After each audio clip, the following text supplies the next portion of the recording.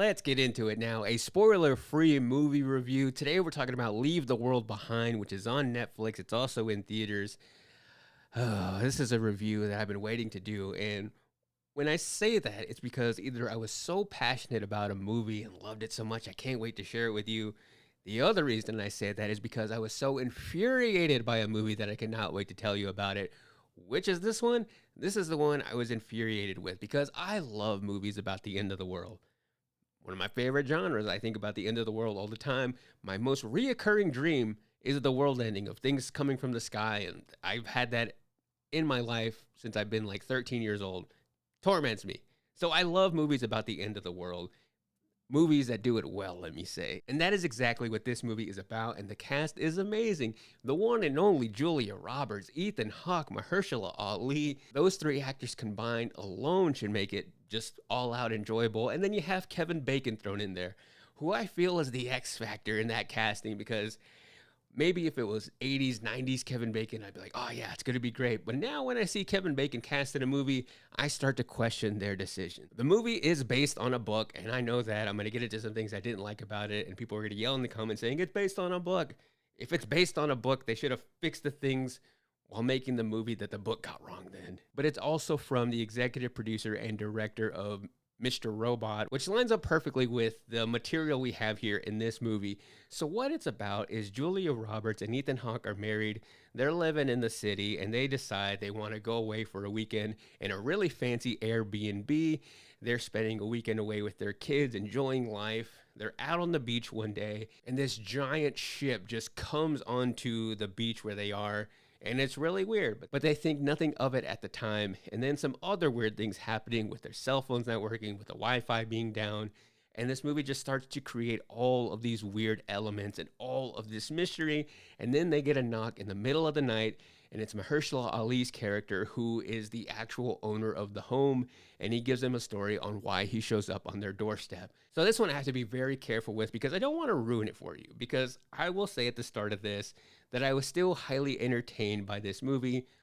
I would even say oddly entertained by it because, again, I love movies about the end of the world. And then you have Mahershala Ali's character who is there with his daughter. So you have them two coming together with Ethan Hawke, Julia Roberts, and their two kids. What this movie did very early, I would say in the first 30 minutes, so I don't think this is spoiling anything, but I realized that the movie had bitten off more than it could chew. And it just hit me that I knew that all the little things it was setting in place, it was never going to be able to deliver on everything that I wanted as far as answering all the things. It reminded me of one of my favorite shows of all time, Lost. People either love or hate that show mainly because at the end of Lost, you don't get all the answers of what happened on the island. I am on the other side of that I loved Lost. And I believe that it was more about the journey than the destination with Lost. They had such great characters that I bonded with, and I felt like I went through a lot of things through the course of that show, that even though the finale was what it was, I found that the journey getting there, I enjoyed. I experienced something that you can't take away from me.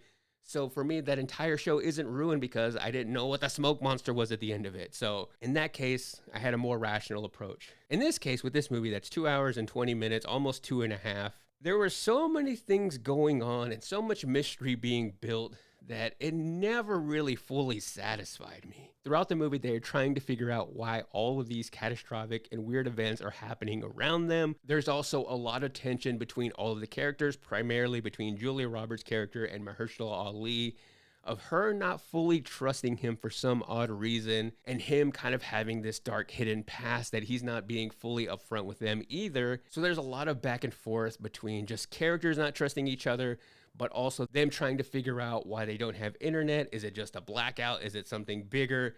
And throughout the entire movie, there's just all these things just getting bigger and stronger and bigger and stronger until you wait for it, for the big thing to finally happen, and it's fully revealed exactly what is going on here. And I would have to say that I have never wanted to know the ending more while watching a movie.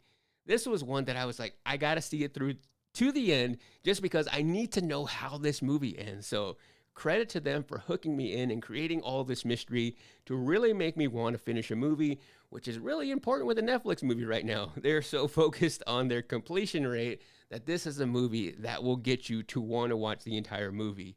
That being said, it felt like it was doing an impression of M. Night Shyamalan mixed with Jordan Peele.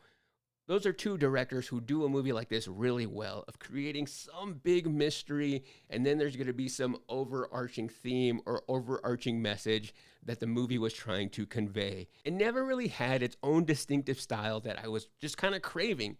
It really tried to do it through the use of cinematography. Now, if I have to give this movie just gold stars for it, it's because of how great it looked visually. That is really what had me sucked in this movie, that I found myself saying a lot throughout it, is how did they get that shot? They did it a lot at the start of the film. The first instance was when the family was driving out in their Jeep to the rental house, that there was a camera move that went from outside of the car into the car. You get a glimpse of every member of the family, and then the camera is outside of the car.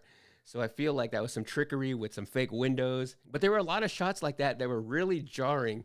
Maybe a little bit too much, too flashy, that they were trying a little bit too hard to create that style of going from horizontal to vertical, inside the house to outside of the house. You also see like all the levels of the house as the camera would pan from top to bottom. So visually, there was a lot to look at, and I have to respect their commitment to making this movie look and feel unique because it keeps your eyes on the screen. It was almost like they filmed this movie in cursive. It is hard to review this one spoiler free because primarily my issue with it was not being satisfied by the ending. And the reason that is because for a movie to take me on a 2 and almost half-hour journey and to not have any closure, even if it was based on the book and that's exactly how the book ends, I was left with cinematic blue balls after watching this movie. Because the story started out with so much promise, building all this mystery, and me trying to figure it out on my own by the characters' actions and picking up on things. You said this here and you said that there. Are you lying? Are you telling the truth? Are you really who you say you are?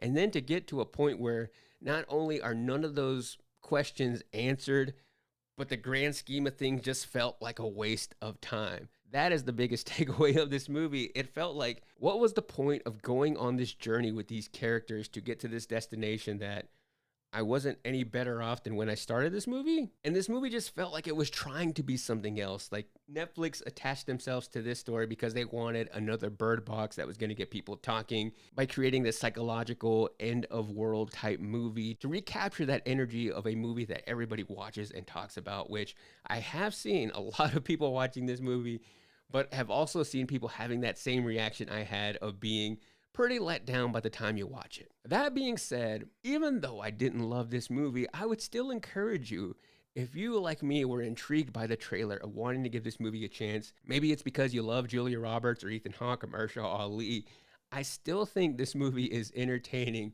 but I am here just to warn you about a movie that starts out with so much promise and will probably leave you disappointed. Because it's not even that it's a full-on bad movie. In its own right, it's still an entertaining movie and probably did what it set out to do. It just wasn't for me and just didn't leave me feeling good at the end. So based on entertainment value and also based on the fact that you did have a good cast here, the acting was actually on point throughout this entire movie. But being what it is, I give Leave the World Behind 3 out of 5 blackouts.